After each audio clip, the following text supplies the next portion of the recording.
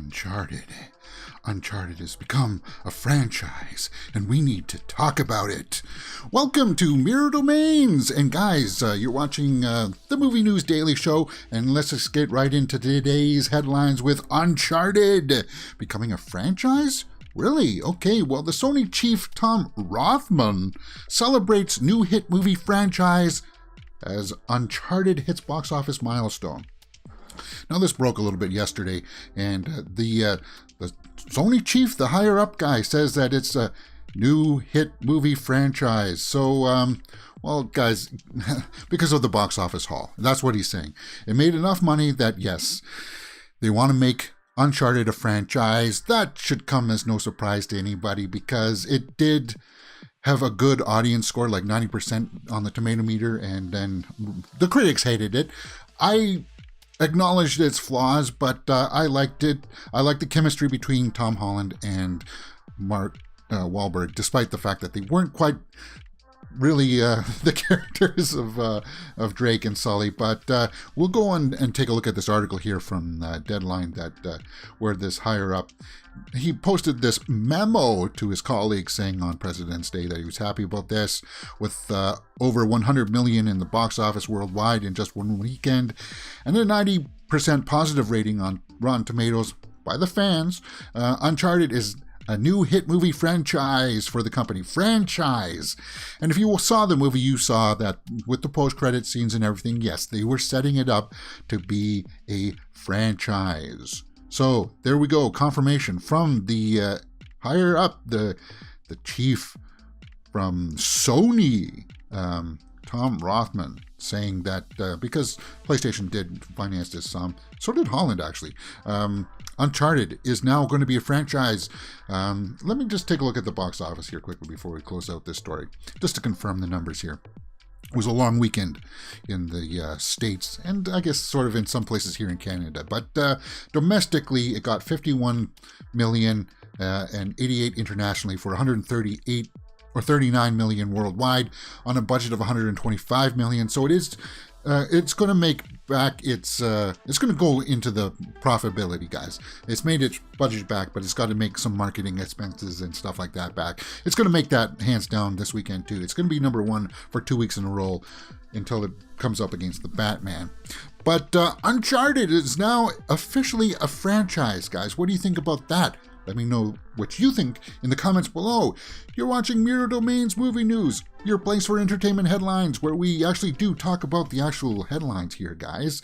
If you're watching us live, there's a few bonuses here. You can participate in the live chat, and we'll talk about some of the stories that you guys want to talk about, because that is where the show is really going to go. You guys will drive the topics. But for now, I'm doing the heavy lifting.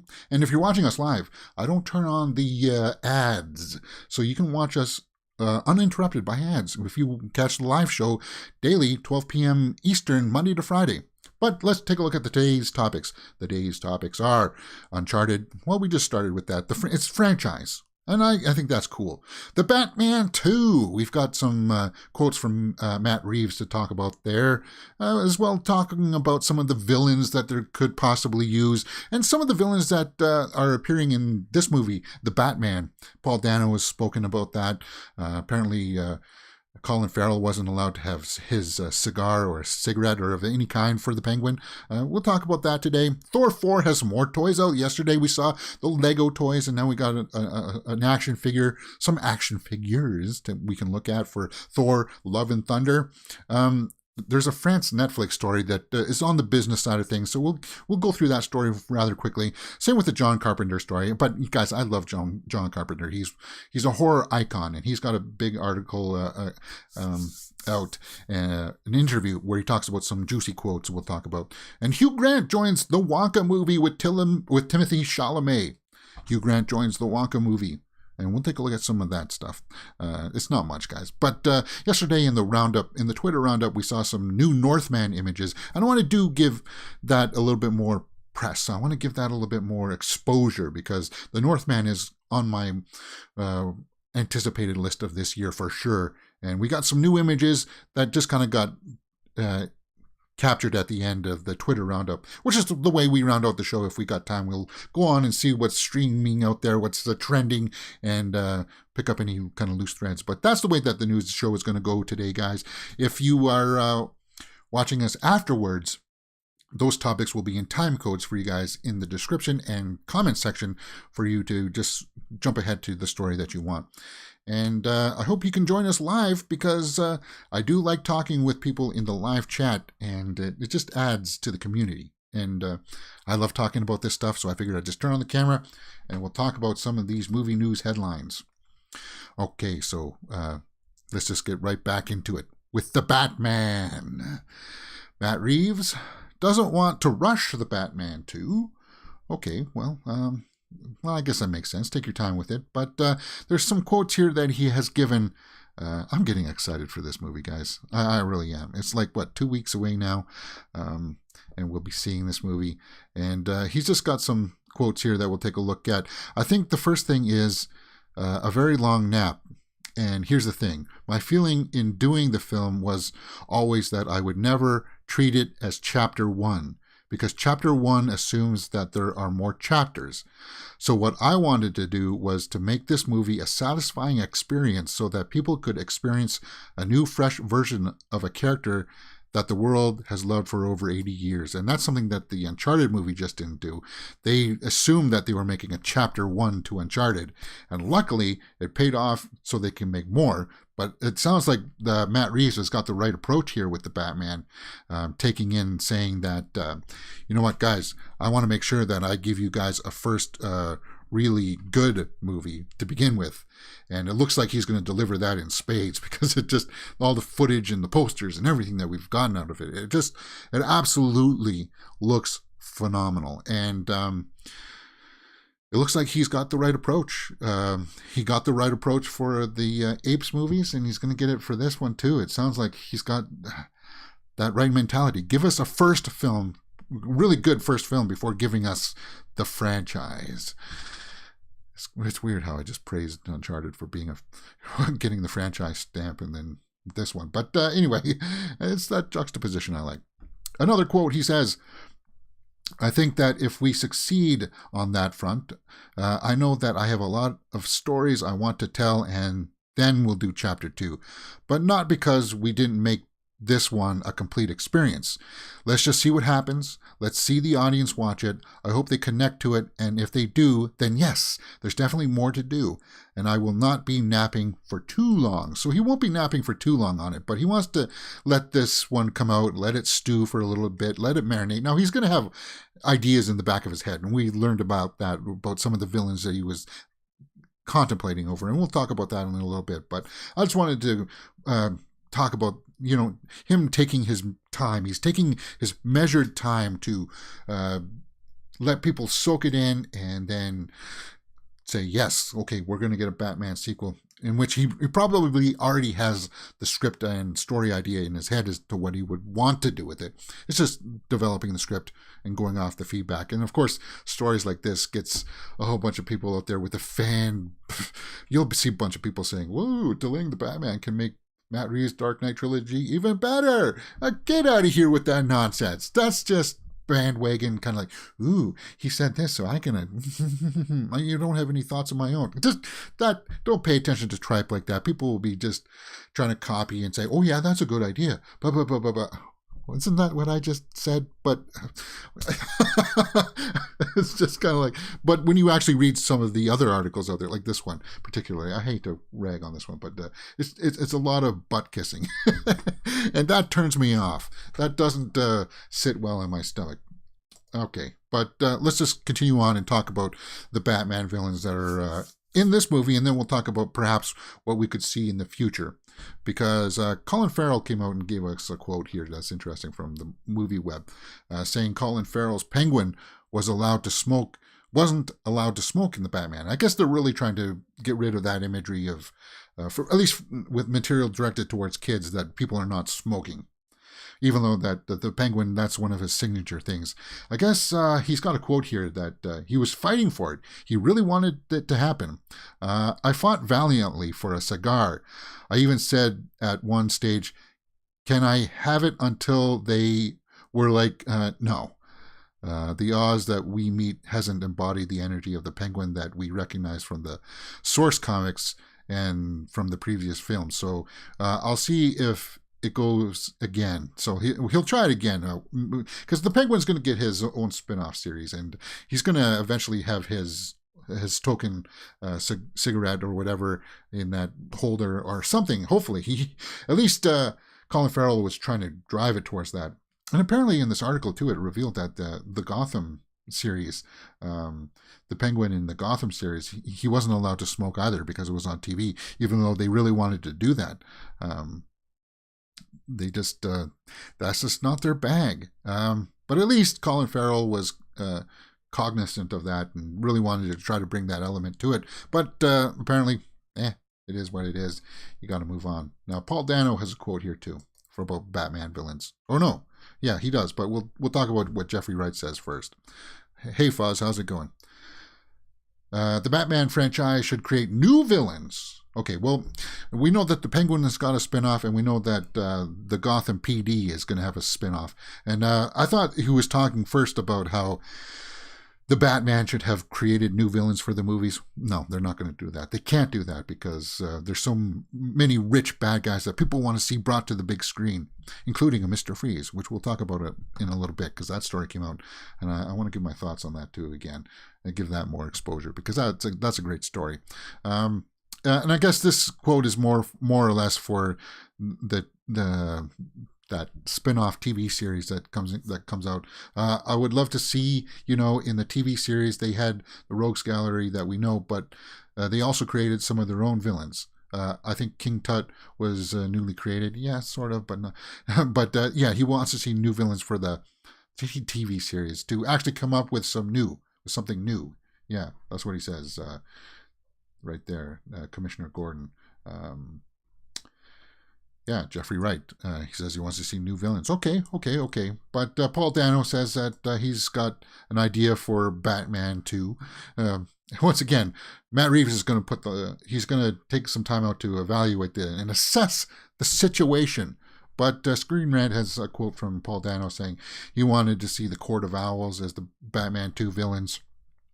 Well, they did the Court of Owls pretty good in the Gotham series. It wasn't a long arc, but I felt like they touched on that stuff, which was fairly cool. It's sort of like just another sort of shadow organization, like the League of Shadows, like Bane and Ra's al Ghul. It's kind of like that. But what did Paul Dano say here? I am genuinely curious Matt Reeves would crack some of these other characters because he is reinventing them in such an interesting way. I think I like what Rob said. Court of Owls is one of my favorite of the comics, and there's another character I'd like to see Matt do, but I'm going to keep it a secret. And which one is that? Is that the Mr. Freeze? Yeah. If they did a Mr. Freeze, and that would be so awesome. That would be so awesome. Let's talk about that Mr. Freeze here quickly, and then we'll talk about another secret character. Matt Reeves thinks that a grounded version of the Mr. Freeze, and this came out like last week, guys, but I wanted to talk about it again because it's such a delicious quote. In my view, he talks about Mr. Freeze. This was in an interview with Collider. In my view, I just feel drawn to finding the grounded version of everything, said Reeves. So to me, it would be a challenge in an interesting way to try and figure out how that could happen, how a Mr. Freeze could happen. Even the idea of something like Mr. Freeze, that's such a great story, right? I think there's actually a grounded version of that story, which could be really powerful and could be really great. And guys, if you want to really dive into the Batman stuff, go check out Boba Talks YouTube channel, because this is his bread and butter. This is his expertise. He's my go-to man when I want Batman stuff. He's always posting stuff about this Batman, Batgirl stuff, and some other TV show stuff that he's really good at analyzing this stuff and presenting his material. He's great, and he talked about these villains and stuff, and he does talk about the potential other villain that appears in the upcoming Batman, possibly the Joker, played by Barry Keoghan. And it's just a fan speculation that people are like, yeah, you'll recognize him from last year's Eternals and The Green Knight, but he was really good in killing of a sacred deer. He was phenomenal in that. That's where I really recognize that this guy can play off really well. And you get fan presentations of him, or maybe not. Who knows? But apparently he just plays a cellmate to the Riddler in Arkham. And you'll just hear his voice, apparently. Maybe you'll see his image. I don't know. Maybe I shouldn't be showing that one because that got taken down, actually. And apparently that's going to be like the cliffhanger for this first movie, just the way the Batman Begins was. But you'll actually hear him laugh, apparently, are the reports. You'll just hear him talking. He hasn't totally become yet the Joker that we know. So we'll see where that goes. Of course, eventually, somehow, people will want to see this version of Batman face off against a Joker of some kind, right? Well, we're getting Catwoman there, but eventually some people will want to see this version. What does the Joker look like in this version if it's so grounded with everything? All the quotes that we're getting from Matt Reeves, yeah, a grounded version of the Joker. Would it be more like the Heath Ledger Joker? I don't know. It's just cool. And man, I'm really just getting hyped for this movie. It's like a week and a half away, right? I'm seeing it on March 3rd. I didn't get the IMAX tickets for March 1st, so I'll be 2 days late on it, but I'll definitely be going to the theater to see the Batman. Are you getting hyped for this? Let me know in the comments below, because there's a lot of juicy quotes and information coming out. A lot of the behind the scenes footage too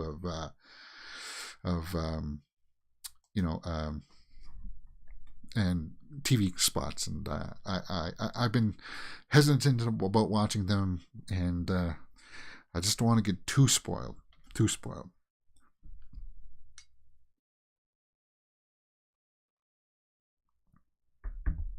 All right, let's continue on. Thor 4 is coming out, and we saw the Lego thing yesterday, guys, where we saw gore.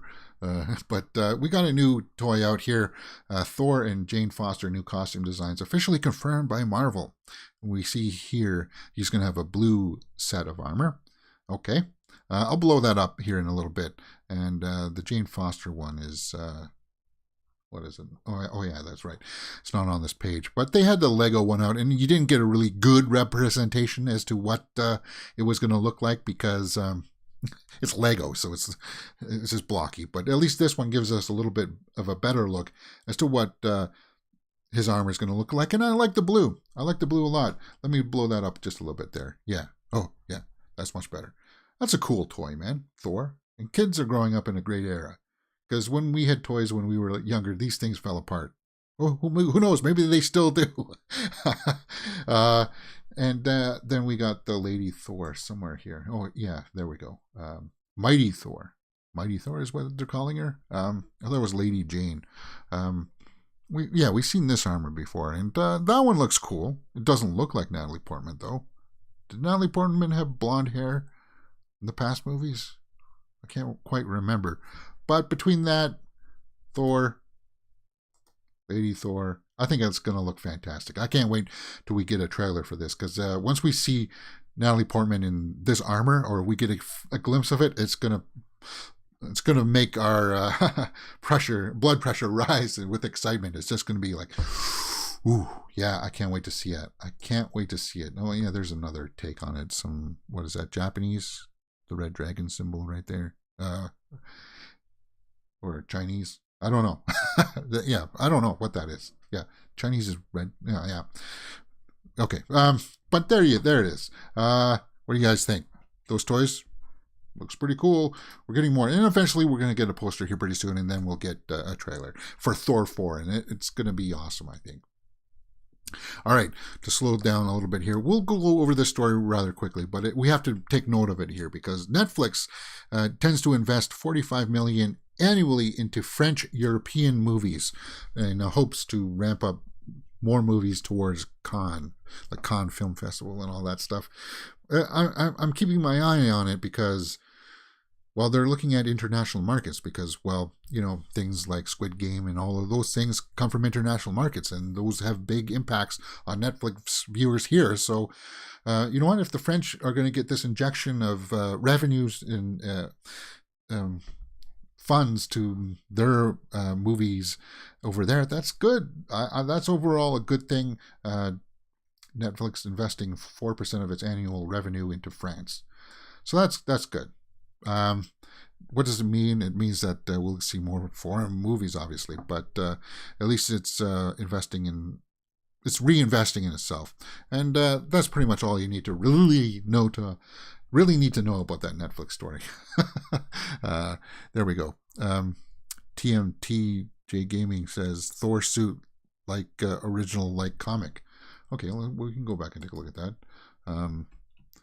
Like the comic. So the blue one was more like the comic. Is that what you're saying? I'm sure. Well, he said many different costumes, but I still like this costume. I think it looks great. All right. Let's continue on with this John Carpenter story, which came up in Hollywood Reporter, and it's a big, long interview. And if you are a fan of John Carpenter, go over and read this article because it's great. We're just going to take a look at a few quotes from it. John Carpenter talks Halloween Legacy, the sequel that he'd like to make. He'd most like to make a sequel for to one of his movies, and Escape from LA gets like a 4K release, yeah, that's kind of cool. Well, did you like Escape from LA? It was kind of like, okay, I liked the part. It's Kurt Russell hamming it up, and it's just awesome to watch. So the Escape from LA 4K drops on February 22, which is today, right?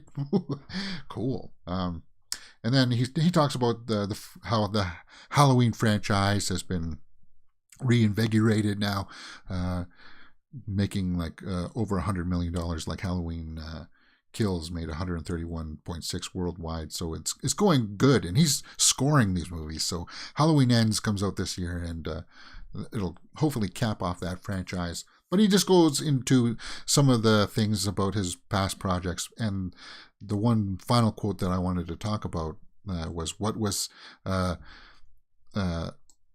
other picture from your classics that you wish you had a sequel to, and he said The Thing. He felt like The Thing, I would like to do a sequel to The Thing or a continuation, something like that. But I don't know. See, there are a lot of things in this world I don't know. But the Thing is definitely ripe for a sequel of some kind, because what would have happened if that got to a population, right? And it would have taken over the world. So there is like a lot of stuff there that could have been mined. And The Thing, a sequel from John Carpenter. Go in and read this article from at Hollywood Reporter if you're a fan of his, and if you're a fan of the horror genre, and it's totally worthwhile looking for. And we'll talk about it a little bit more on Saturday's Horror Weekly Roundup show, and we'll go a little bit more into John Carpenter's movies. Okay. Hugh Grant has joined the Wonka film.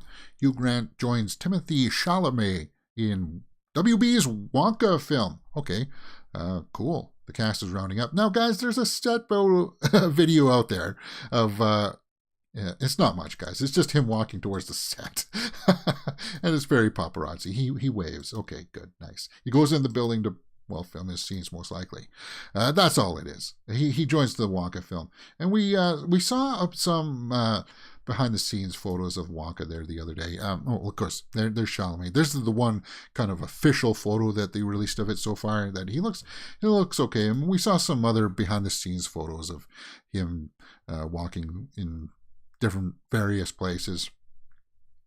But he's joining that film. Hugh Grant is joining the Wonka film, and I think that's a good casting. Hugh Grant always brings it whatever he does, and I'm curious to see what he's going to be like in that Dungeons and Dragons movie that's supposed to be out.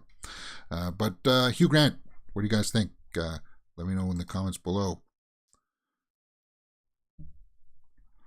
All right, what's up next, guys? Frank Marshall says that Indiana Jones 5 is in the home stretch He's well, the producer. So, Indiana Jones 5, just a quick little soundbite here, guys. It's in the home stretch of shooting, so it's going to wrap up its production here pretty soon. Indiana Jones 5 is due out June 30th, 2023, so yeah, that makes sense. Give it a year of post-production and marketing ramp up. And it's good that at least Harrison Ford made it. He's going to make it. Man, that guy likes to get injured on stuff. Indiana Jones 5. Yesterday in the Twitter Roundup, we saw that the Northman had some new images out. And we'll take a look at these again because I really do want to have these get the exposure that some places are not talking about, because this is one of my most anticipated movies of the year too. And the new images look stellar.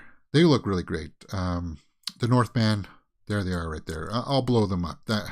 They're really small on this page, but we saw them on the Twitter Roundup, and I wanted to just confirm the release date here for this movie. The Northman is scheduled to be theatrically released in the United States on April 22nd, 2022 by Focus Features. And that first image, he looked ripped. So these are the 4 images. I'll blow them up here. It just looks like it's going to be epic in scope. Oh, wow. Skarsgård, he's got that primalness to him that it looks like he's going to be very believable in this role. There's an image of the armor and stuff. I like the aesthetic, like the washed out color palette really helps sell that atmosphere. And the armor looks fantastic. There's some kind of medicine man or something. I don't know what they're going on there. What's going on there? You see, it's this kind of stuff that also gives it that 13th Warrior vibe with Antonio Banderas when he goes with the Vikings up to fight the Eaters of the Dead. That was really awesome. This kind of imagery just gives off that same kind of tone, that same kind of vibe. And then we got Ethan Hawke there in his armor. The aesthetic, the production and design of all of this looks great. And somebody in the comment section said they actually live not too far away from where this was filmed or something like that. That's cool. In one of my videos that I posted about this yesterday. In fact, I think it was in yesterday's shows. But yeah, I'm really hyped for the Northman, guys. And these new images look great. April 22nd, yeah, is when that comes out, and I think it's going to be awesome. Yeah, really awesome. And talking about people who were ripped, a small little fun story here. Masters of the Universe star Dolph Lundgren reveals He-Man costume issue. Well, I didn't realize there was an issue with the costume. He goes on to talk about his experience with the film in this article over on Screen Rant. But the quote about the costume says here, "What I do remember is we shot 54 nights in a row. I think it was. We shot everything at night, and my costume was the size of a stamp. Basically, there was a cover in the front and a couple of straps. It was very, very cold." And yeah, the costume was not just a flap in front. I mean, come on. God, he was ripped, though. Look at him. He had the physique to play He-Man for sure. And the He-Man movie was a guilty pleasure of mine. Even though they didn't have the budget to make the bad guys the way they really wanted to. Frank Langella as Skeletor was fantastic. But the costume, definitely, I felt like that was a fun little story. And I hope in the new He-Man movie that's coming out, we do get to see a little bit more of the classic costume. He wore a little bit of the crest plate in the beginning of that first He-Man movie, but then they got rid of it to go with the image that everybody else liked. Hey, apparently if you're out at night standing around in that, yeah, you would get cold too. All right. Sonic the Hedgehog has some new character posters out, guys. Let's take a look at these. I really like this Sonic one. This is slick. I like the neon, the blue. It's cool. I like that. License to Quill. Is that the new slogan? License to Quill. Oh, there's Knuckles, Idris Elba's character, who's going to get a spin-off movie, apparently, or spin-off series. It's a series, that's right. Spin-off series. And they look like they nailed his character. That's cool. I like that a lot. And there's Tails. Character posters. Colleen O'Shaughnessy. Ready to kick tail. Ready to kick tail. Wait a minute. What was Knuckles' log line there? Time to punch in. Okay. Guys, what do you think about those character posters? I think that's pretty sweet. Those look... I like the colors. They're really accenting the colors. And that looks great. Now let's go to a bit of a throwaway story here that I don't know why they're talking about this, but we'll talk about it briefly here. Sebastian Stan assumed that he was finished after Captain America, the First Avenger, due to day of production change. So he thought he was only going to film this movie, and then that was it. He didn't expect to be playing the character for as long as he did. He said in a quote here with Vanity Fair, "I certainly did not know that I would be playing the role for 10 years, Stan told Vanity Fair. I remember going in for Steve Rogers' role and not getting it, and then being told about this role and where it could go, but it didn't seem like there was any commitment, really." That's just a small story. Okay, so he was happy to end up playing this role for as long as he did, and his character Bucky still needs to somewhat face justice for killing Tony's parents. Just because you're Steve Rogers' friend doesn't get you off the hook, man. Okay, that's where I line. Obviously, I'm on Team Iron Man. Okay, guys, how much time are we at for today's show?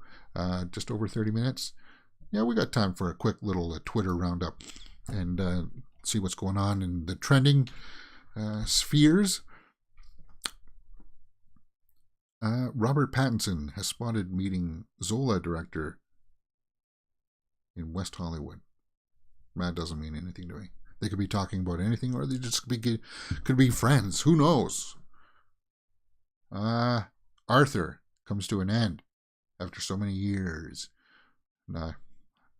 Eric Ross says his first draft of Dune script started with what seemed to be Genesis, and God created, and you're thinking, seeing the formation of Earth, and it's Dune, and it's actually Dune. So they were going to do like this time lapse thing of Dune.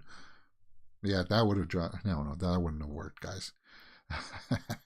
Martin Scorsese's Killers of the Flower Moon, starring Jesse Plemons, Leonardo DiCaprio, Robert De Niro, Lily Gladstone, and Brendan Fraser, will be released in November this year on Netflix, right, guys?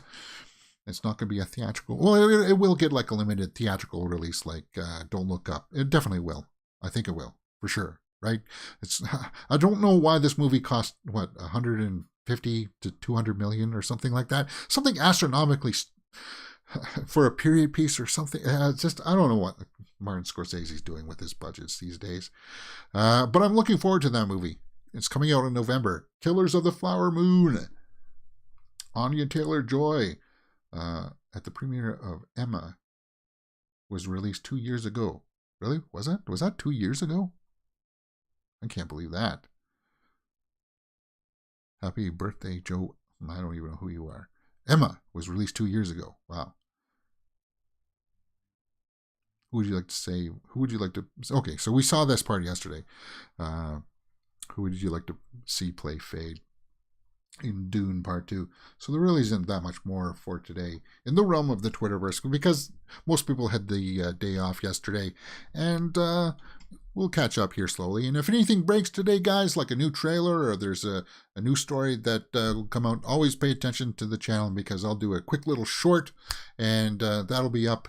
And I hope you can join us tomorrow for the live chat, because I do like talking with you guys. And I'll see you tomorrow on Mirror Domains Movie News, your place for entertainment headlines.